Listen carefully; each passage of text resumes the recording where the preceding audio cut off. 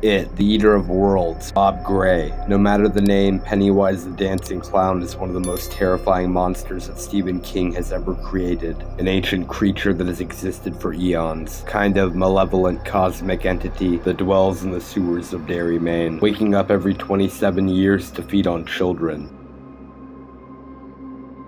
The Losers Club is a group of 7 childhood friends who come together to confront the evil entity. Each member has experienced bullying, family trauma, or social isolation, which makes them losers in the eyes of the others. However, their bond and bravery give them the strength to face their fears. Pennywise was first explored in King's expansive 1,138-page novel, It. But listen, here's the thing. I had the idea for that book. Strange.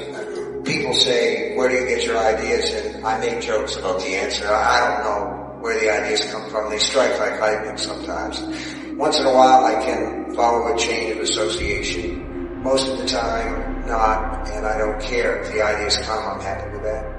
But I had an idea when I was in Colorado that I wanted to write a really long book that had all the monsters in it. I figured if people think that I'm a horror writer, I've never considered myself to be that myself.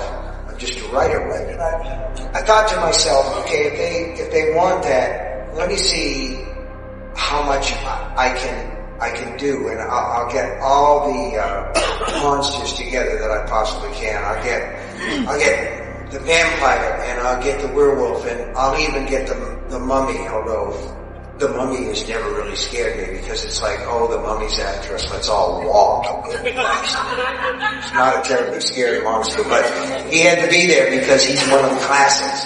And then I thought to myself, there ought to be one sort of binding, horrible, nasty, gross creature, the kind of thing that just, you just don't want to see that. It makes you scream just to see it. And I thought to myself, what scares children more than anything else in the world? And the answer was clown. How do you say clown in German? Just like that. Say clown. Maybe the Basher K, yeah. Like clown. So,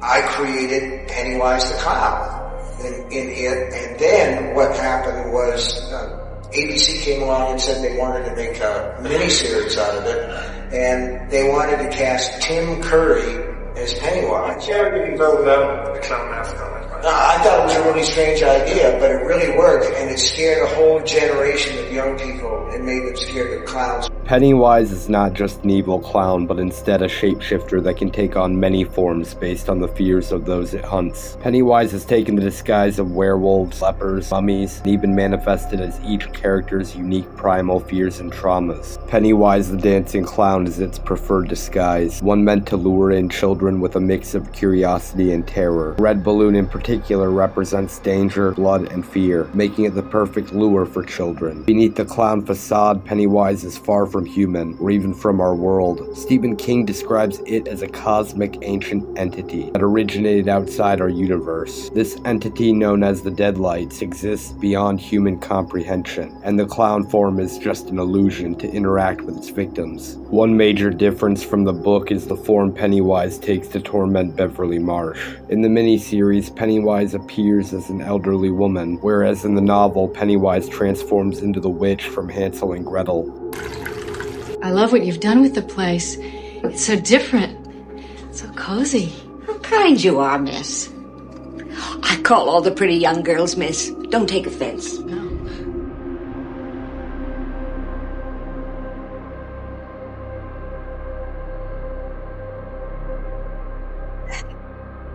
Well, go on, dear. Drink it while it's nice and hot.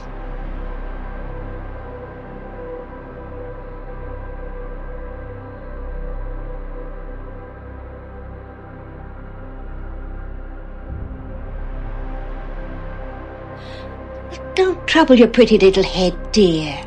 I'll get it. It did say Marsha on the doorbell. If you're wise, you'll run, dear, run. Because to stay will mean worse than your death. They float down there. They float.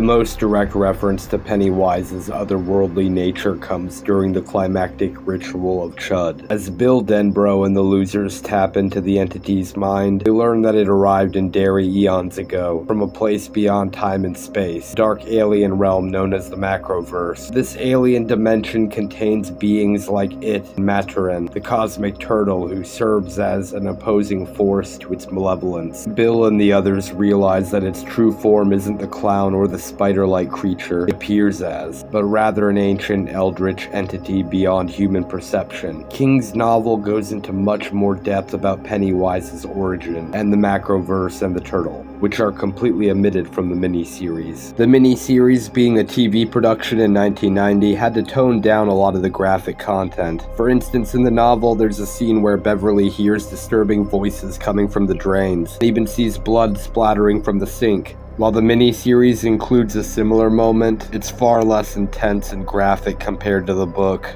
We're all the good kids. Come closer, Beverly. We all want to meet you.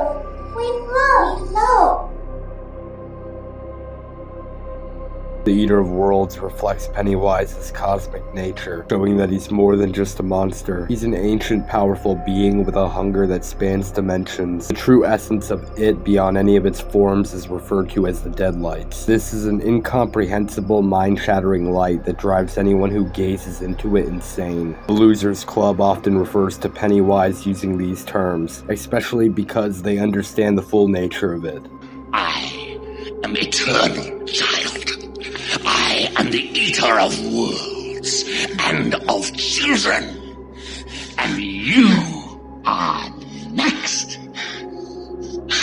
In Stephen King's novel It, a highly controversial scene occurs revolving around Beverly Marsh, the only girl in the Losers Club, having sex with each boy in the group. This happens when the losers are only 11 years old, after they defeat Pennywise in the sewers. Beverly proposes this act as a way to solidify their bond so they don't lose their connection or get lost in the tunnels. The scene has been polarizing since it involves preteen characters in a highly explicit way. Some readers interpret it as symbolic of the group's transition from childhood to adulthood, representing how they navigate trauma and try to maintain unity under extreme circumstances. However, others still maintain that the scene didn't add any real depth to the story.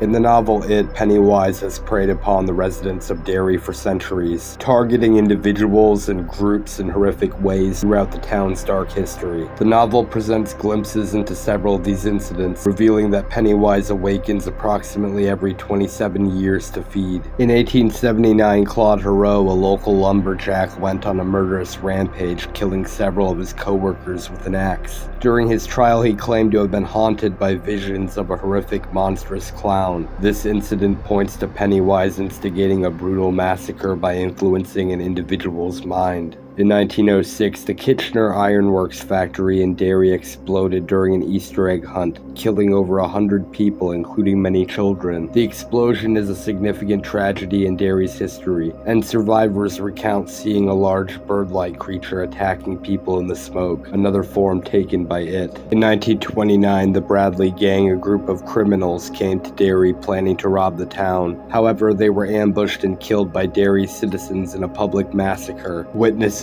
reported seeing Pennywise in the crowd laughing and enjoying the violence. This event suggests that it was somehow influencing the townspeople or feeding off their collective fear and bloodlust. The Silver Dollar Bar massacre in 1930 was another brutal act of violence attributed to Pennywise's influence. A group of people at the Silver Dollar Bar were murdered, with witnesses later reporting seeing a clown in the area. In the 1930s, a black nightclub created by African American soldiers called the Black Spot was burned down by a racist mob. During the fire, a giant bird-like creature was seen killing people as they tried to escape. In 1957, Eddie Corcoran, a young boy with an abusive stepfather, was one of Pennywise's victims shortly before the Losers Club encountered it. Eddie sees it take the form of the Gill Man from the creature from the Black Lagoon near the canal and is subsequently attacked and killed. Pennywise isn't just contained to it, he's part of a larger multiverse in Stephen King's dark universe.